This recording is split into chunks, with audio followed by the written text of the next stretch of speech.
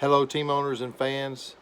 This is highlights, previews of the USFL Premier 20 Team Fantasy Football League. Great week in week 3. Things are starting to take shape. Week 4 marks the beginning of divisional games heating up.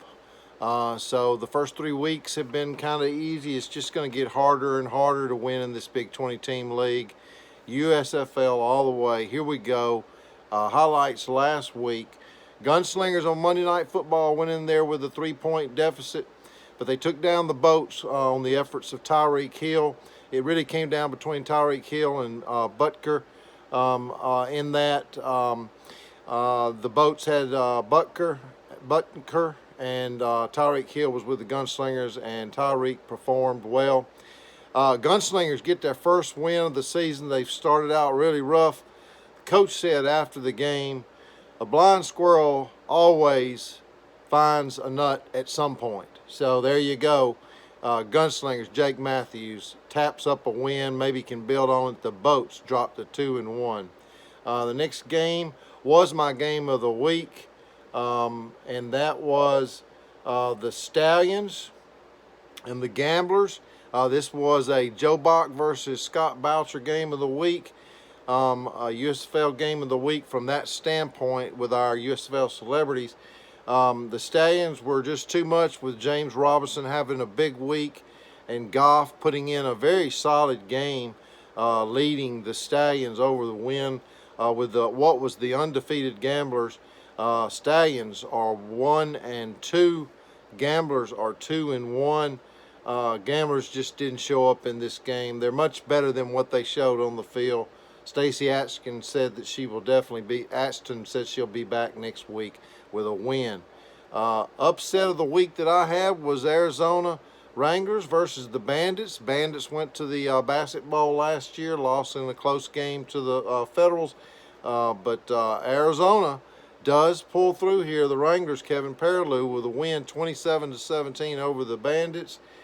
Incredible win to avoid a 0-3 start for the Wranglers. Gallup and Woods were the difference that put the Wranglers over the top. Bandits faltered from top to bottom on their roster. The Wranglers will build off of this win. Wranglers 1-2, Bandits 2-1. Invaders and the Stars. This was my pick on one of the games of the week. Invaders came from behind for the second week of Monday Night Football. Lutz. It was all on the foot of Lutz for the Invaders, and Lutz pulled through with a big game. Now, it doesn't hurt to have Calvin Ridley on your team. The Invaders are looking really strong, ahead in the Pacific for sure. Only undefeated team in the league. Invaders are a team to watch going forward. And the Stars, Michael Lanzlotti after the game just said, we're better than 0-3. And I do believe the Stars are better than 0-3. The Atlantic Division is a little weak right now, so the Stars, despite 0-3, have a chance to move up. The true upset of the week that I called the dog of the week was the Blitz versus the Renegades. Gosh, I didn't see any way for the Blitz to beat the Renegades. The Renegades look to be rolling.